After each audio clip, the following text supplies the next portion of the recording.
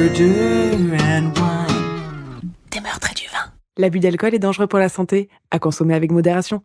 C'est qui, modération? Bonsoir. Hello. What's up, baby? What's up with you? What's up with you?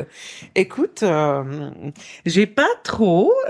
écoute, on s'est vu il y a pas longtemps, on a passé un super week-end. Magnifique week-end. Magnifique. Vas-y, raconte. Cassis. Pour mon anniversaire, on est partis à 4 amis. On se connaît depuis 20-21 ans. Ouais. Voilà, on s'est connus, on avait 3 ans. Un peu plus, mais c'était ça, on dirait ça maintenant. Voilà. Avec le recul. Et c'était super. C'était vraiment, je connaissais pas du tout Cassis, je me suis régalée. Le coin, c'est magique. Trop beau. En plus, ce que j'ai beaucoup aimé, c'est de fêter la fête de la musique, qui est une fête que j'aime pas trop depuis quelques années en vrai. Bah ouais. Il y a trop de monde à Montpellier, il y a trop de concerts trop rapprochés. Mais c'est même plus c'est même plus la vibe de la fête de la musique originelle. Ouais, non, moi ça fait des années que je retrouve pas la vibe de ce qu'on avait quand on était ado. Mais après on n'est plus ado, c'est peut-être pour ça. Non, parce qu'avant, je me souviens à Montpellier surtout, t'avais vraiment genre Robert qui sortait avec son saxophone et tout le monde sortait, tout le monde descendait dans la rue, t'avais plein de gens et c'était vraiment des groupes et de la musique. C'était pas des bars de son avec des c'est ça, des restos et des bars et des trucs avec un son tellement fort que tu peux même pas passer, c'est noir de monde, enfin bref. Voilà, là donc c'était le quart d'heure octogénaire. Ouais, non mais c'est chouette. Et c'était beau d'Airbnb, la paillote, le bateau, enfin tout était les calanques qu'on bourrait commande. J'ai entendu en bourré commande, mais oui, on bourrait aussi. commande beaucoup. Pas dans le bateau, mais avant. Magnifique. Voilà. Anyway, moi j'ai un sujet. Ouais. Parce que j'ai entendu qu'il allait y avoir une télé-réalité aux États-Unis, of course. Avec les participants sont tous des platistes. Tu sais, la théorie de la Terre est plate. Oui. Et en fait, le but du jeu... c'est de les challenger sur leurs croyances. Bah en fait, non, ils doivent convaincre un panel de scientifiques et de... Ça va être magique. Mais j'ai trop envie de le voir. Et donc, grave, moi aussi. Ils doivent convaincre donc ce panel de scientifiques, etc., que la Terre est plate. Et s'il y en a un qui arrive à convaincre un scientifique que la Terre est plate, il gagne 50 000 $. Alors, j'ai juste, ça ne va pas arriver. Jamais de la vie. Et ça va être très fun à regarder et voir les scientifiques leur dire tout de suite, mais vous êtes teubés.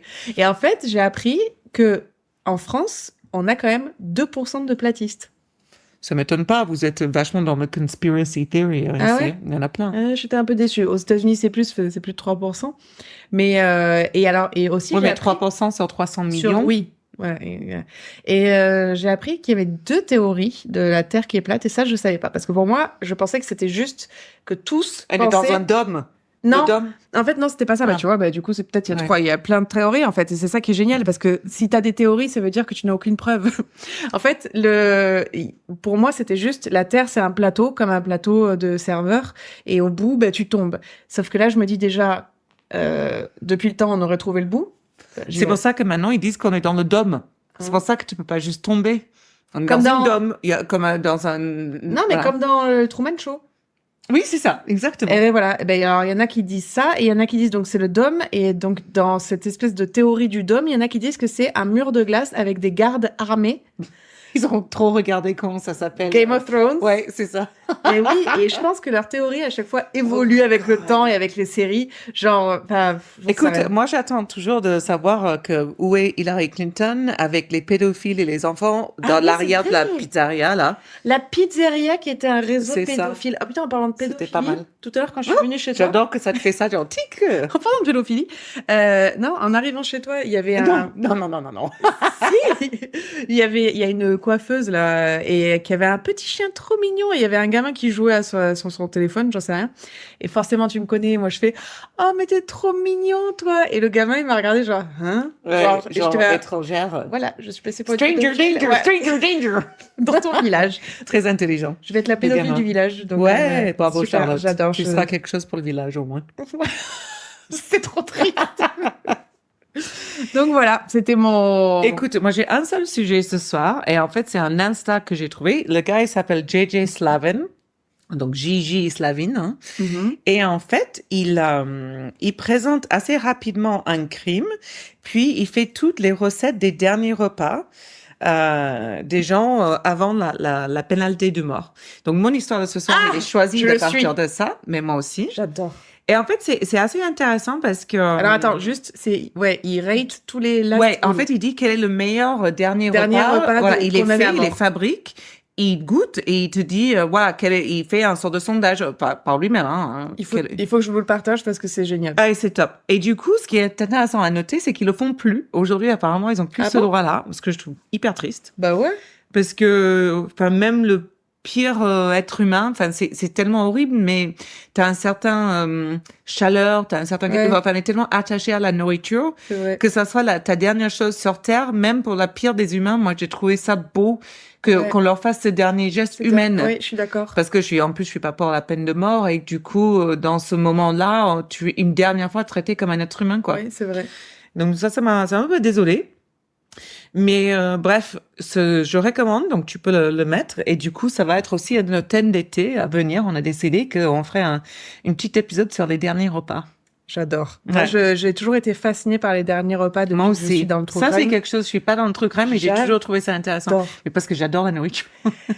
J'adore la nourriture. En fait, toi, tu dirais que non, mais en fait, ce qui me fascine, c'est que t'en as, ça montre leur état d'esprit un peu psychotique, mais t'en as aussi qui veulent tellement rentrer dans la légende qu'ils font exprès de commander un truc à la con, genre une feuille de laitue et du sel. Enfin, tu vois, enfin, j'en sais rien. Je suis pas sûre. Hein. Si, je pense qu'il y en a qui font exprès. Ah Ils font exprès de commander un truc super, parce que quand tu regarderas, on le fera, donc on va tous les nommer, et quand tu regarderas, tu verras, il y en a, c'est genre, gars, tu mangeais pas ça chez toi, c'est sûr, mais non, mais justement, c'est le gars qui se dit que voilà, il est grandi pauvre et là, il finit au couloir de la mort et qu'il veut se commander au homard. Non, 3 noisettes. Non, mais tu ça, vois, je sais pas. Et ça, c'est le genre de truc dont je parle. C'est pas genre parce que je vais commander un homard qu'il est chelou. C'est juste parce qu'il y en a, il me faut 4 noix. Ils font exprès de faire genre, je suis totalement fou. Je suis incroyable. Et ça rend dans la légende du personnage. Okay. Donc, bref. Donc, c'est super intéressant. Voilà. Bon, bah, écoute. Donc, voilà, j'ai tous mes sujets. Donc, du coup, on va faire le petit coin Marie. Ça allait, Fred? Ça allait? C'était pas trop long? Fred. Ah oui, voilà, c'est vrai, Fred. J'espère qu'on a fait court. Pour toi. Des bisous. Il va jamais nous réécouter, ce pauvre Fred. Il va être là, mais en fait, je suis célèbre dans un podcast que j'ai écouté une fois, que j'ai laissé un mauvais avis. On parle que de moi. Comme quoi, la vie, Fred. La vie est space. C'est fait de rebondissements. C'est ça. Donc, alors, j'ai pris le Elle vin. est magnifique, la bouteille. Alors, on dirait tout de whisky ou un truc comme ça. Elle est trop belle. Eh ben, écoutez, j'ai pris ce rosé uniquement pour la bouteille. Ah, tu l'as déjà prise en photo ou pas? Pas du tout. Ah, il faut. Attends, quand je la prends en photo. Elle est magnifique. Elle est canon. Magnifique. La bouteille est canon. Le vin, on sait pas encore. Non. Hop, voilà. Avec mon mur vert, là, c'est voilà, hop, magnifique. Donc, cette bouteille s'appelle le Ultimate Provence. On pourrait pas imaginer de la bouteille qu'elle s'appelle comme ça. Non, mais là, on va faire du catch, il y a quoi? C'est la Terminator. Ultimate Provence. C'est la Terminator des rosés. Rosés de Provence, ok, chouette. Ultimate Provence 2023. Chouette. Donc, Côte de Provence, hein, vous vous doutez, et c'est tout ce que j'ai sur cette bouteille. D'accord. Donc... Côte de Provence, c'est une AOP ou je sais pas quoi. Oui, pardon, c'est ça. Trop proche, Bruno, il va pas aider. Amy. Oh, joli. Allez, des glaçons avant? Et t'as pas fini notre vin parce que bon. Attends, ah oui, parce que bon, vous êtes au courant qu'à chaque fois qu'on se voit, on a un petit verre avant. Eh ben voilà. Attendez, je reprends. J'ai un peu des glaçons un peu par terre. C'est les aléas du non direct. Non, mais c'est quoi? C'est le nom du vin, Ultimate Provence. J'ai fait un coup de boule là. C'était dans l'air du temps. Attends, je vais encore faire tomber des trucs. Oui, doucement avec le verre parce que Bruno, il va nous engueuler.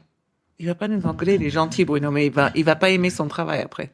C'est bon, t'en as assez là. Oui, j'en ai assez. Oh, attendez, chut. Oh, c'est pas mal, ouais, j'avoue. Ah, pas mal. Vous vous sentez en été, là? Ça y est, parce que ce mois de juin qu'on a eu de merde. Cheers! Oui, il est excellent. Attends. Ouh! Attends. Il est intéressant. Il est fruité. Un peu minéral, un peu fruité, un peu space. Attends, je vais goûter au fur et à mesure de ce que je raconte mon histoire. Parce que ce soir, c'est pour moi, une il est histoire fruité. à Oui, moi. bon. À moi. Et moi. Et en fait, ce soir, c'est la dernière grande histoire de l'été. Et après, on va passer sur les épisodes d'été. Summer wine. Summer wine episodes. Parce qu'on sait que vous écoutez pas trop comme nous. On est tous en vacances.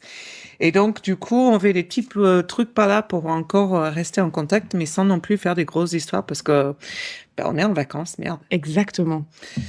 Donc, ce soir, je vais vous parler de la Roméo de la couloir de la mort qui s'appelle Manuel Pardo Jr. Et oui, tu connais pas. Non, si, ça me dit quelque chose. Oh, ta gueule.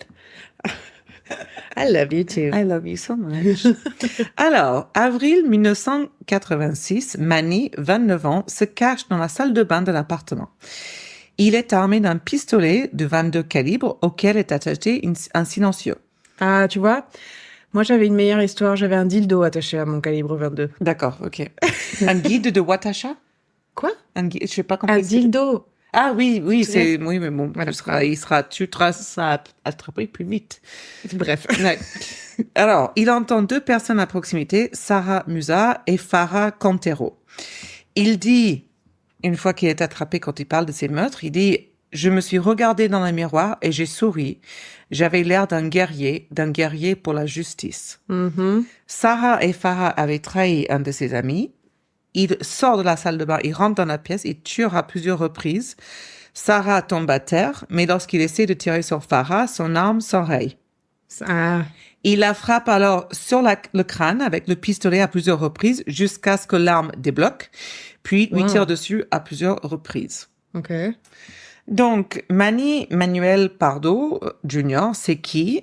C'est quelqu'un avec une obsession d'enfance, il est obsédé par la discipline, la justice, ce qui l'a conduit à s'engager dans l'armée comme marine et à devenir plus tard officier de police. C'est rassurant. Mhm. Donc, forcément, on a compris que Manny va quitter la loi en tant que fier justicier à son compte. Mais on a un peu d'histoire avant qu'on arrive là. Donc, Manny, il a cette idée très juxtaposant les héros contre les méchants, le bien et le mal, etc. Très binaire. Voilà, exactement. Et d'ailleurs, je vais en parler un peu. La réalité, forcément, c'est plus complexe, les zones de grise, les lignes floues.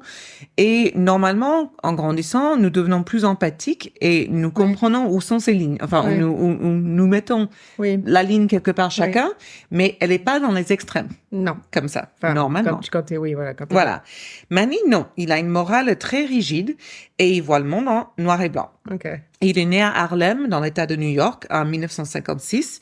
Sa mère était couturière et son père serveur. Il était hyper gentil enfant et désireux de plaire, surtout. Et enfant, il avait déjà ce sens de justice. Ils en parlent dans la famille. Enfin, c'est vraiment sa marque de fabrique, en fait. Un jour, dans la famille, ils ont trouvé une souris et le père voulait poser une piège. Mais Manny a refusé en disant que la souris avait le droit de vivre. Tu vois le truc, le sens de la justice. Ouais. Même que tard dans la nuit, il donnait du fromage aux souris qui étaient là quand son père le voyait pas. J'aime beaucoup Manny jusque-là. Voilà. Une fois, il a même soigné un chien errant, mais il aimait aussi les gens parce que tu vois, il idolâtrait les policiers, les pompiers et les personnes dont le travail servirait à protéger, comme on dit. Et ils font régner l'ordre au sein de la communauté. D'accord?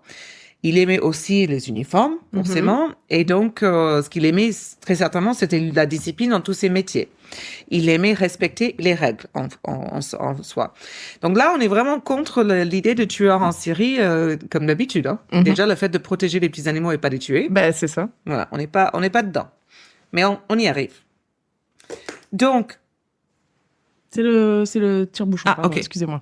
Donc, attends, je suis où? En 2012, un rapport de recherche a été publié affirmant que les personnes qui croient en une opposition binaire, comme tu as très bien dit, noir ou blanc, bon ou mauvais, sont appelées des penseurs dichotomiques. Ah oui, la dichotomie. C'est ça. Elles présentent des caractéristiques telles que des critiques sévères, des stéréotypes et des normes irréalistes pour les autres et pour elles-mêmes. Ok. Donc très clairement, Manny, il rentre dans ce cas de figure. C'est pas une maladie, Non, c'est pas une déviance. ouais, Particularité. Voilà. Elle est également à la cohérence interne, c'est-à-dire l'intelligence et la clarté d'esprit. Et en fait, tout ça s'est tellement mélangé que c'est probablement ça qui a conduit Manny à penser qu'il était justifié. Alors ça, c'est dans l'article que j'ai lu. On va en parler plus tard parce que je pense qu'il y a autre chose qui a mené à un peu flouer la clarté de Manny. Mais dans aucun article ne l'a mentionné, mais j'en suis persuadée. Il est devenu scout, ce qu'il adorait, je pense bien. Ouais.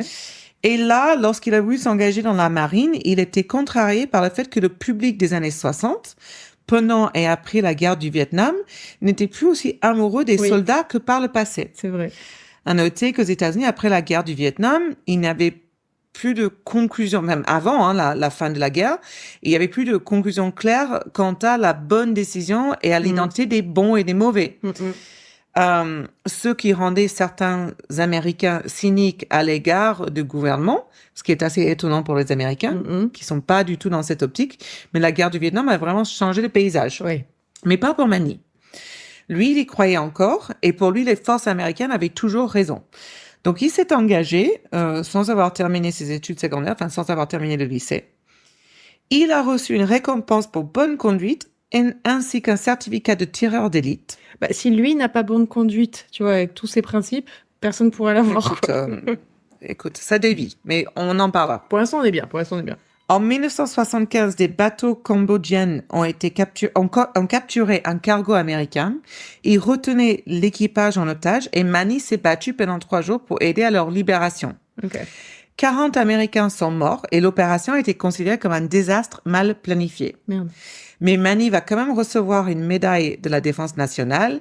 Lui, Manny, c'est un héros. Waouh. Bah, ça, à l'époque des années 60, ça me choque pas. Tu vois, les Américains dans l'armée, en fait, ils faisaient tout, dès qu'on faisait n'importe quoi, en fait, on te donnait une médaille, tu faisais tout bien. Et ça passait.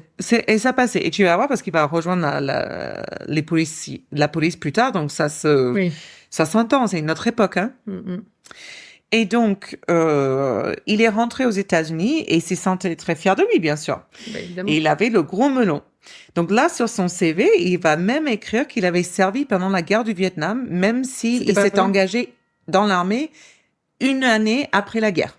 Ah oui, ben ça fait stylé pour... Donc déjà, on commence quand même à voir, oui, ça fait stylé pour lui, quoi, dans sa tête. Et puis Manny, je suis désolée, mais ton sens de la justice, tu n'as pas servi dans la guerre du Vietnam et tu mens sur ton CV, ça commence à partir en sucette, là. Donc, déjà, on commence à comprendre un peu comment fonctionne le cerveau de Manny.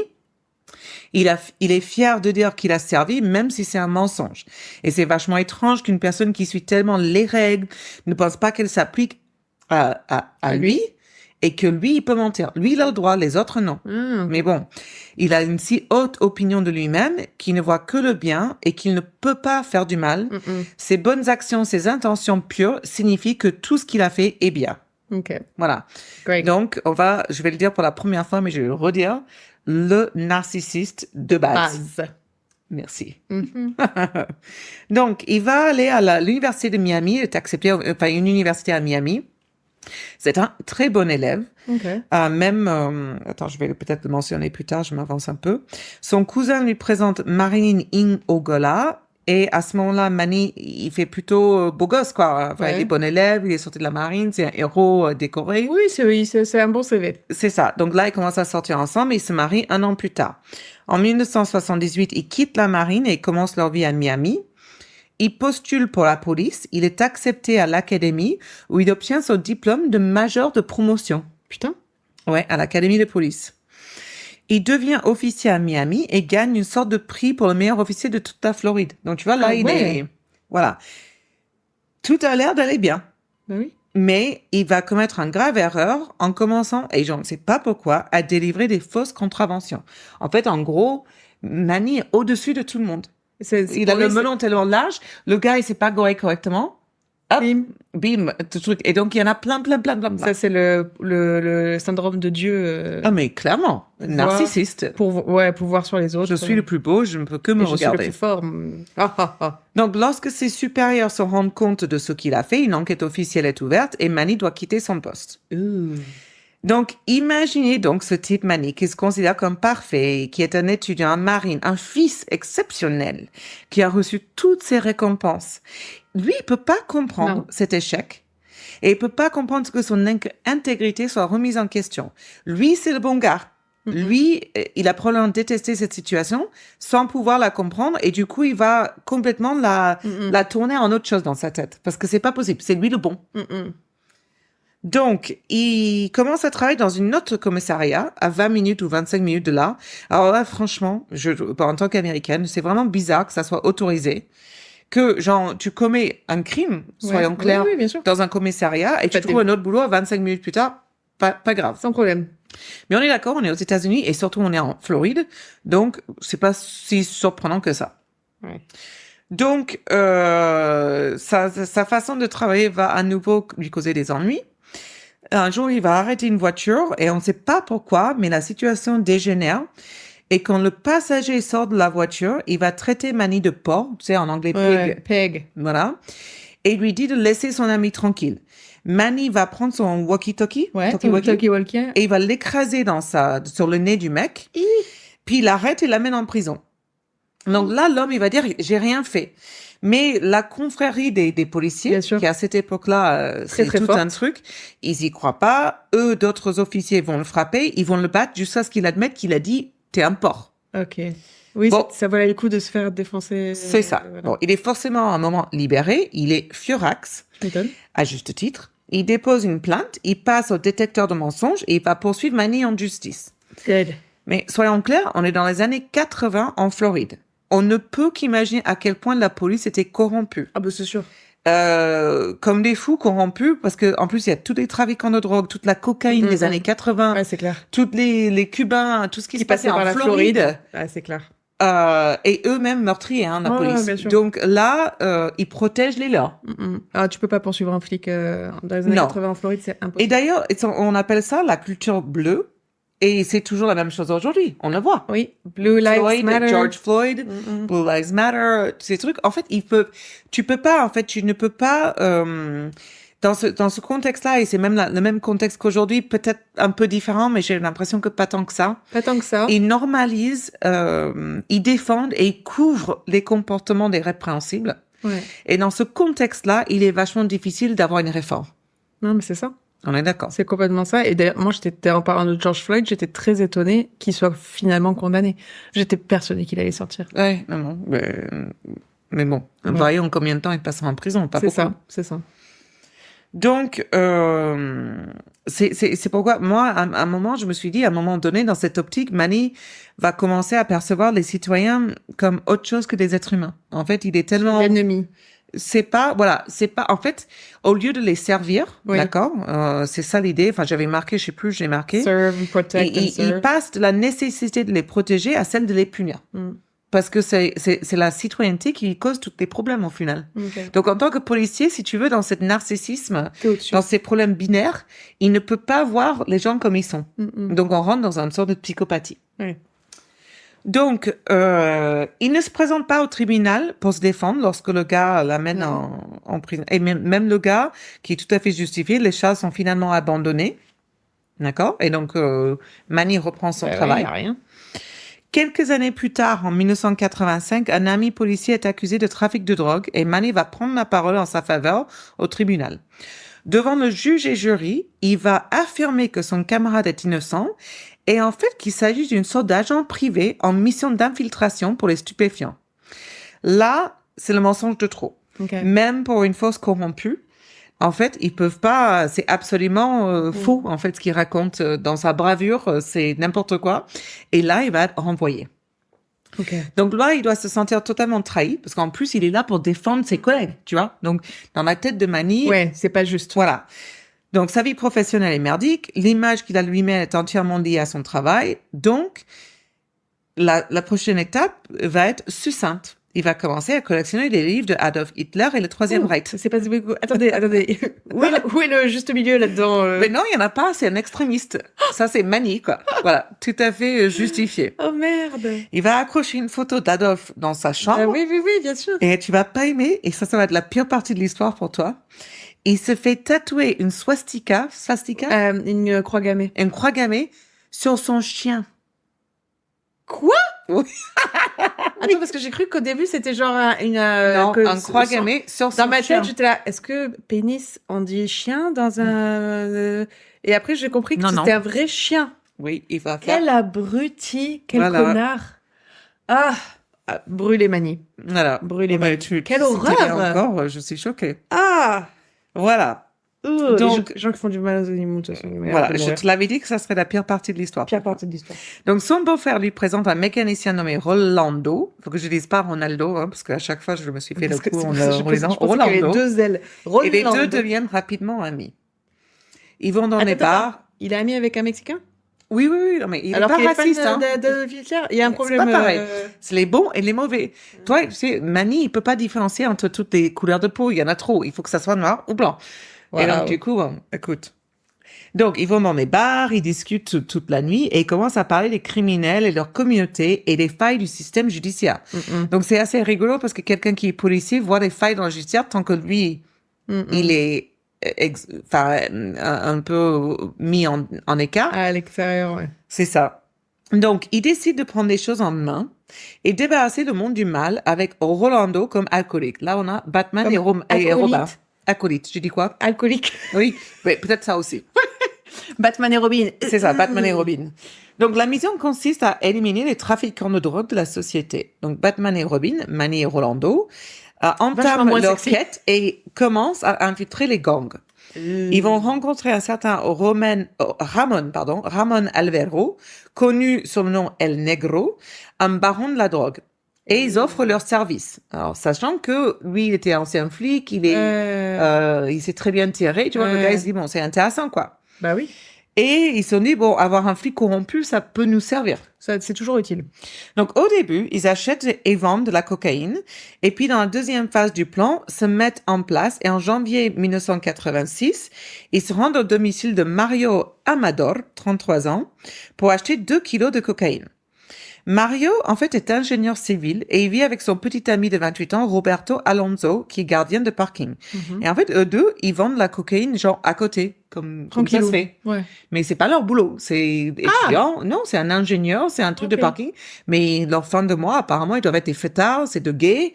Et ils arrondent leur fin de mois avec, apparemment, 2 kilos de cocaïne. Des kilos de cocaïne. On est dans les années 80 en Floride. Oui, c'est vrai, c'est vrai, Voilà. c'est vrai. J'avais oublié que tu t'en trouvais partout. Voilà, c'était vraiment le Wild West, quoi, de cocaïne.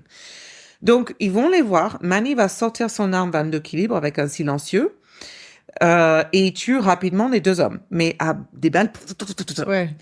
Lorsqu'on va lui demander plus tard combien de fois il a tiré sur les deux hommes, il va répondre, et ça c'est en cotation, Ouais, c'est autant de fois que j'ai jugé nécessaire, je me sentais bien en le faisant.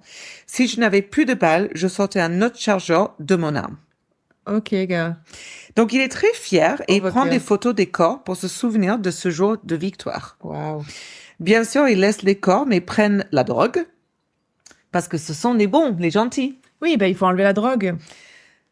L'enquête ne mène à rien, mais Manny apprend que l'homme à qui il a acheté les kilos, surnommé Frenchie, était un informateur de la police. Il va même pas vérifier cette info, parce que là, tu vas avoir plusieurs fois dans cette histoire, ils vont tuer quelqu'un pour une rumeur ou une info qu'ils ont entendu dire. Fake Donc, news. il ne vérifie pas, mais Manny ne prend pas de risque. Il va rencontrer cette autre personne, Frenchie, dans la voiture de sa femme, la femme à Manny. Hein. Il l'assoit sur le siège avant et lui tire une balle dans le dos. Lui, donc, ce Frenchie, il le met dans le côté passager. Lui, il est assis derrière et dès qu'il rentre dans la voiture, pouf, il lui tire une balle dans la voiture.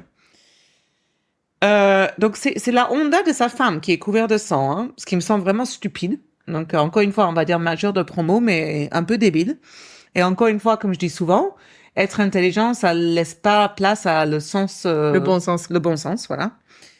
Et donc, ils vont laisser le corps sur un chemin de terre un peu isolé. Ils essaient d'enlever le sang, puis ils vont amener la voiture pour la faire nettoyer et la retapisser avant de la rendre. Wow.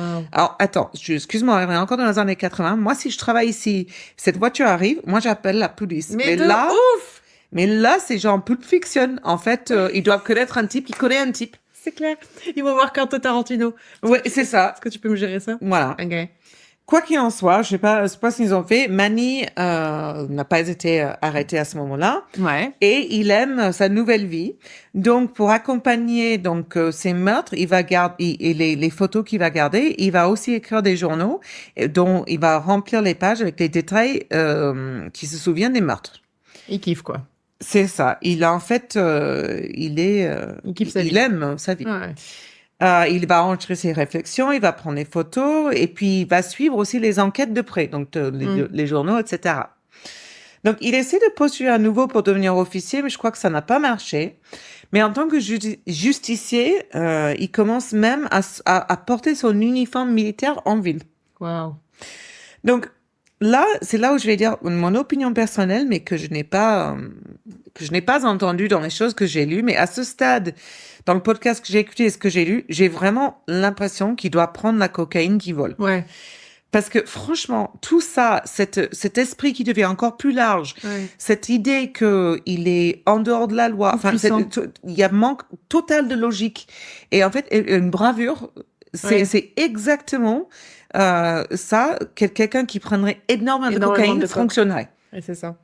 Donc, c'était le syndrome de Dieu, genre il peut rien arriver. Là, t'en as des histoires où les mecs qui en ont pris tellement qu'ils sautent du 3e étage parce qu'il peut rien leur arriver, quoi. Ils sont au-dessus de tout. Voilà. Donc franchement, on n'en parle pas. Mais je te laisserai, comme tu fais à chaque fois, tu vas voir sa photo. Ouais. Et le gars, quand il est arrêté, donc la photo de l'arrestation, il a l'air, mais methamphetamine face, like, alors, up. Sur une échelle de 0 à Justin Timberlake. Non, ouais, Justin Timberlake n'est pas encore un meth, hein. Il avait l'air bourré, hein. Il avait les bourré. yeux rouges, ouais. Mais là, il a les yeux, mais ouverts, tu sais, genre comme si on était dans orange mécanique. Orange mécanique, ouais. Et il a l'air stabiloté, quoi. Highlight! Stabiloté. Voilà. Je viens d'inventer ça. C'est pas mal, j'aime beaucoup. Merci. Je vais être très stabilotée ce soir. Voilà. Mais écoute, je vais vite. D'ailleurs, tu peux m'attraper la bouteille. Attends, je vais me stabiloter un petit peu plus. Tiens, vas-y. Hop. Non, mais tu gardes cette bouteille, hein. Non, je garde cette bouteille. Ah, pardon. L'architecture de cette, je te l'achèterai. L'architecture de cette bouteille est parfaite parce qu'elle fait du glou-glou à chaque fois. Elle est canon. Oh.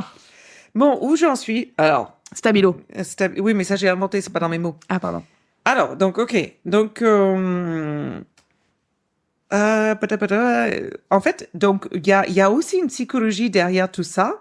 En fait, il y a un truc qui s'appelle l'isme du super-héros dans la vraie vie, où les gens utilisent l'héroïsme comme une excuse pour violer les normes sociales.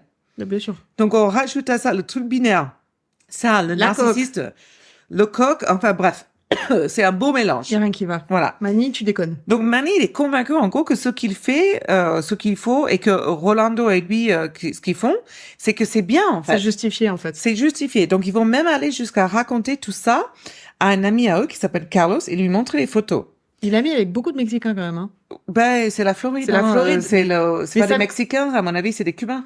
Des Cubains, oui, c'est sûr. Mais parce qu'en fait, pour un mec qui aime bien le filtrage, ça continue d'être bizarre pour moi. Je suis désolée. Je ne sais pas. Anyway. Faut creuser plus loin. Donc, Carlos va rien dire parce que, en gros, il a peur. Mais lui et le trafiquant donc du premier, le gang El Chapo, je sais pas ce que j'ai dit, Negro, merci, Ramon Alvero, commence à s'interroger sur Manny et Rolando. Roman, il n'aime pas trop que les meurtres attirent l'attention sur ses affaires et il craint aussi qu'ils vont se retourner contre lui. Donc là, Manny et Rolando vont voir Luis Robledo, 37 ans, et Ulpiano Ledo, 39 ans, pour, entre guillemets, acheter de la cocaïne. Manny va faire comme d'habitude, il fait semblant d'aller aux toilettes, il sort son arme, il tue les deux hommes, et avant de partir, ils vont prendre les cartes de crédit de Luis dans son portefeuille. Ainsi que des photos, comme d'habitude. Il a MO. Oui, voilà. same. En fait, là, ils vont par contre utiliser les cartes de crédit pour acheter des choses après le meurtre. Et là, ils se disent que c'est en faisant croire que Luis était encore en vie et en créant une trace écrite. Et ils vont même demander à leurs amis, comme Sarah et Farah, d'en faire de même, si tu te souviens du début de mon histoire, d'acheter aussi des choses pour faire croire que le gars soit encore vivant pour un peu perdre la trace. Alors, Farah était contrariée contre Rolando. Il lui doit $50. Le mec, il a 2 kilos de cocaïne, mais il refuse de rembourser $50. 2 kilos de cocaïne, je sais pas ce que ça vaut aujourd'hui, mais même dans les années 80, ça valait une certaine somme. Plus que $50, c'est sûr. C'est pour ça que je dis, ils l'ont pris, hein. C'est des gros cocaïnomans, hein. Et donc, là, elle se dit, mais il me donne encore une autre faveur alors qu'il nous donne 50 balles. Donc, les filles vont se plaindre auprès de notre ami commun. L'information, bien sûr, est remontée jusqu'à Rolando et Manny. Et eux qui tiennent leur intégrité et leur réputation dans une place si haut placée, ben, ils sont furax. Donc, on peut vraiment pas inventer à ce stade ce que narcissiste choisir de croire à son sujet. Hein. Vraiment, en fait, il peut faire n'importe quoi. Il va toujours réussir à contourner ça et le tourner en autre chose. C'est pas ma faute. Pour pas se revoir, pour jamais vouloir accepter que la faute, ça soit la sienne. Bien sûr. Non, il y a toujours une autre raison. Donc, il décide de faire payer les femmes. Donc, il les tue comme j'en ai parlé au début. C'est la mère de Sarah qui a retrouvé le corps le lendemain. Elle appelle la police qui a pu récupérer les balles. À ce moment-là, Ramon évite Manny et Rolando. Ramon, c'est le dealer. Il est leur principal contact dans le milieu de la drogue. Donc, et ça fait apparemment déjà des semaines. Manny pense que si Ramon n'a pas de nouveaux contacts, c'est parce qu'il est aussi un criminel et qu'il peut être la prochaine cible.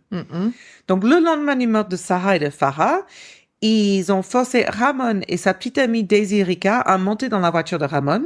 Ils se rendent dans un endroit isolé. Ils leur tirent dessus à plusieurs reprises et tuent Ramon sur le coup. Daisy n'est pas une criminelle, mais elle était avec Ramon. Donc, pour Manny, elle est complice. Il lui tire dessus, le pistolet s'enraye à nouveau. Il la frappe à la tête comme il a fait avec Farah, mais cette fois-ci, le pistolet s'enraye immédiatement. Malheureusement, quand elle s'enraye, il lui tire lui-même une balle dans la cheville. Il se tire une balle, Manny, dans sa cheville. C'est con, ça, quand même. Enfin, j'ai dit malheureusement, plutôt heureusement. Oui. Chance, avec de la chance, enfin bref. Il va abattre Daisy, il va laisser son corps dans un champ et Ramon dans une décharge. Quelques heures plus tard, un automobiliste retrouve Daisy, un groupe d'ouvriers va retrouver Ramon. Donc la police enquête et trouve évidemment d'autres balles. Donc là, on est tous des balles de 22 calibres. On est tous sur la même chose. Bon, je sais pas ce qu'étaient les enquêtes dans les années 80, mais bon. Manny saigne et souffre. Il sait qu'il doit aller à l'hôpital, mais loin des meurtres. Donc, il s'envole avec Rolando pour New York. Il est agité dans l'avion, comme je le serais aussi avec une balle dans la cheville. Une balle dans la cheville et complètement high en cocaine. Ouais. C'est pour ça que t'es là, clairement, quoi. Et il est hyper agité. Il va dire à une hôtesse de l'air qu'il a eu un accident de voiture. Alors, j'adore cette partie-là. Alors, les commentaires rigolotes, c'est des miennes, hein, on est d'accord, parce que le truc que j'ai lu était trop sérieux. Donc, à l'hôpital, il dit qu'il marchait sur Broadway et que quelqu'un lui a tiré dessus au hasard. Et moi, je suis là, mais quel putain d'idiot, Broadway. Il y a que des témoins à partout de vue, quoi. C'est clair. Et lui, on m'a tiré dessus, mais personne n'a rien vu. Personne n'avait rien vu, et puis que moi. Non, mais quel abruti, quoi. Et donc, du coup, disons, n'importe quelle autre rue, hein, n'importe quelle rue. Enfin, même Fifth Avenue était mieux que Broadway. Et encore, Fifth Avenue est très, très peuplée. On est d'accord, c'est pas la meilleure, mais Broadway, c'est la pire. C'est pire. C'est blindé. C'est horrible. Donc, du coup, il va dire ça à l'hôpital. Débile. Les médecins vont l'aider, mais appellent aussi la police. Et la police est surprise, car ils n'ont entendu parler d'aucune fusillade. De quoi vous parlez?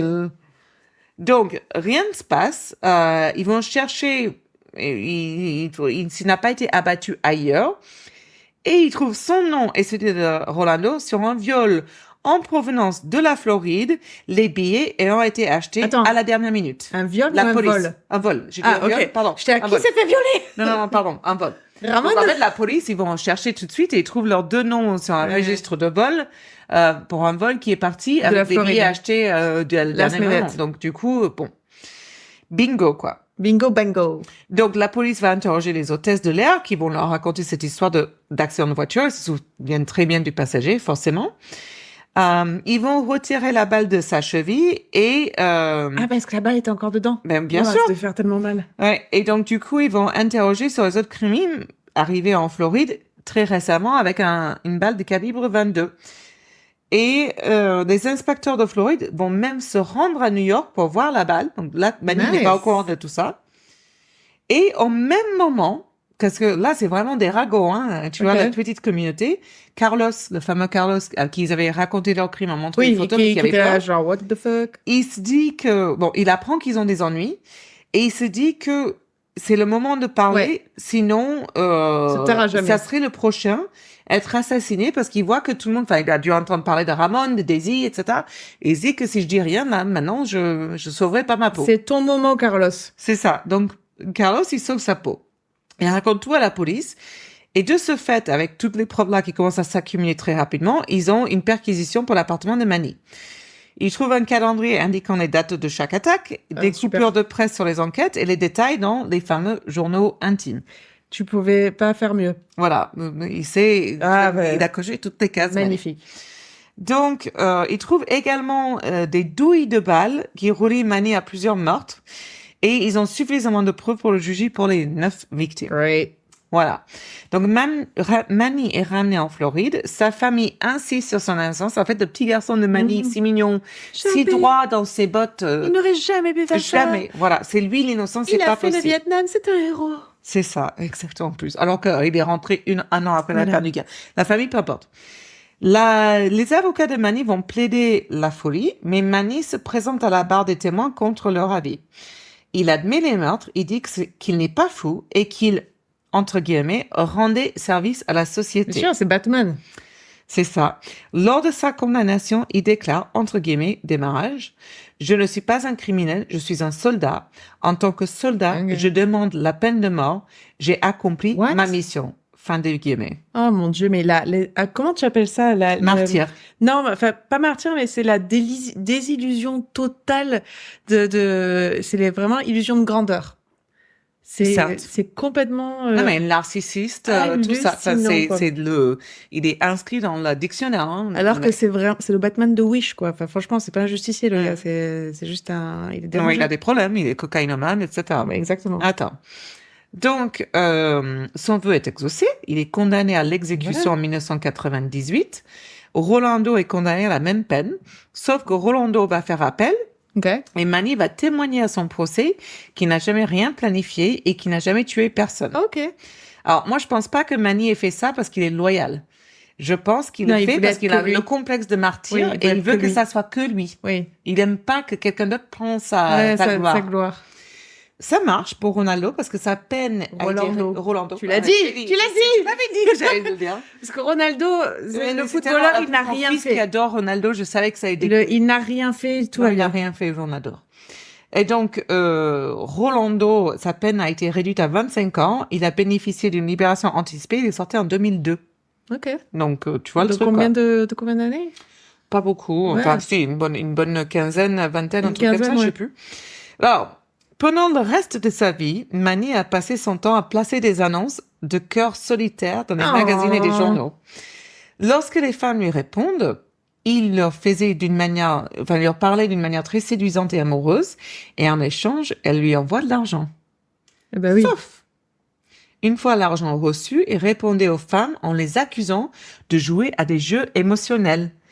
En fait, c'est un véritable cas d'école, le plus grand narcissiste qu'il a jamais existé. Tout doit être la manipulation. Il n'y a pas d'échange. C'est que de la manipulation. Il est taré. Donc, il a escroqué de cette manière une 30aine de femmes. Wow. Et c'est là d'où vient le surnom, le Roméo du couloir de la mort. Mais les autorités, ils peuvent rien faire parce que le gars est déjà condamné à mort. Qu'est-ce que tu veux faire de plus? Et puis il a le droit d'écrire. Oui, bref. En décembre 2012, après 24 ans de prison, Manny a pris son dernier repas à la cubaine. Donc, on en parlera dans un épisode ce qu'il a mangé. Apparemment, c'était pas mal. En compagnie de sa famille, toujours loyale, et de ses amis, toujours loyaux. À 19h47, il est mort par injection létale. Et cette histoire, certains pensent que c'est la source de l'inspiration de Dexter.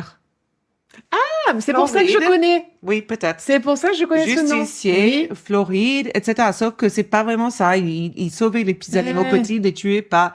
Enfin, c'est pas tout à fait ça. Mais il y a, des gens sur Internet pensent que c'est cette histoire-là qui aurait inspiré. C'est pour ça que j'ai vu ce nom. Je savais que ça me disait quelque chose, mais je connaissais pas l'histoire. Mais en fait, du coup, j'ai vu un article. Alors que Dexter c'était un psychopathe. Ah oui, clairement. J'adore cette série.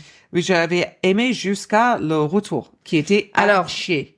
Alors, ceux qui ont Tu veux commettre des meurtres dans la neige? le son, les pas. Trop compliqué. C'est débile. Trop compliqué. Mais alors, attention pour ceux qui n'ont pas vu la fin de Non, Dexter. mais regardez pas. Même la fin du premier, je suis pas d'accord. Moi non plus. Il devait mourir. Attends, spoiler alerte Oui, avancé de quelques secondes. Oui. Mais quand ils font genre que sa sœur adoptive est amoureuse Ah oui, de non, lui, mais j'ai non, envie de non, tuer non, non, non, l'écran. mais c'était tellement mal fini. Horrible. Et ils l'ont ramené pour encore plus mal la finir. Alors que cette série était tellement bien. Ouais, était tellement bien pour les premières saisons. Première La- saison. Comment là. t'appelles Oh. le truc d'entrée, là, la chanson avec le truc? L'intro, le L'intro générique. avec le générique avec son petit déj. Génial. C'était trop Du bien génie, fait. du Ouais, génie. C'était bien. Mais bon, ils ont perdu le fil, hein. Ouais. Donc, Comme vas-y. tant de séries. Ah, pourquoi Y a que, pourquoi je vois pas ton histoire et je vois un Parce que j'ai panier fini mon histoire. avec 12 bouteilles de vin? Parce que c'est les vins dont on a parlé tout à l'heure. Parce que on devait avoir un certain type de vin pour vous en parler Oui, j'ai avec. oublié, ça va. Et Charlotte, elle a tout bu. Non, j'ai oublié chez moi. Ouais, c'est ça, ouais. Non, j'ai oublié chez moi pour même. Bref, donc Voilà. voici l'histoire de Manuel Pardo Jr., Voilà. le Roméo de la couloir de la mort. Roméo, pourquoi Yeah, baby. Donc, qui dit Roméo? T'as déjà oublié mon histoire? Oui. C'est grave quand même. Alors, bref, Je vais voir sa tête après. Donc voilà. Voilà. Intéressant, super intéressant. Thanks, even though you already forgot it. Mais non, mais je plaisante.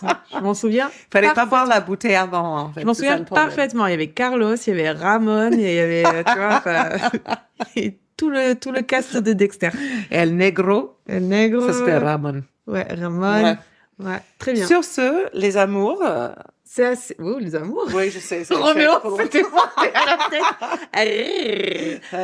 tête. Moi aussi, j'ai bu la première bouteille. Hein. Voilà, dernier épisode normal, on va dire. Et on vous retrouve la semaine prochaine pour notre premier Summer Wine. Épisode. Voilà. Avec des petits thèmes rigolotes et des petites questions, parfois Ah rigolotes, oui parfois. Voilà. On va commencer à répondre aux questions que vous nous avez posées. Mais n'hésitez pas à me continuer à me poser parce que. Je vais remettre sur Instagram. On peut encore répondre. Je vais remettre sur On a Instagram. une petite dizaine, mais on peut en faire plus. Voilà. Et puis, ouais, rendez-vous la semaine prochaine. Bisous. Bye. Si t'aimais ça, like and subscribe.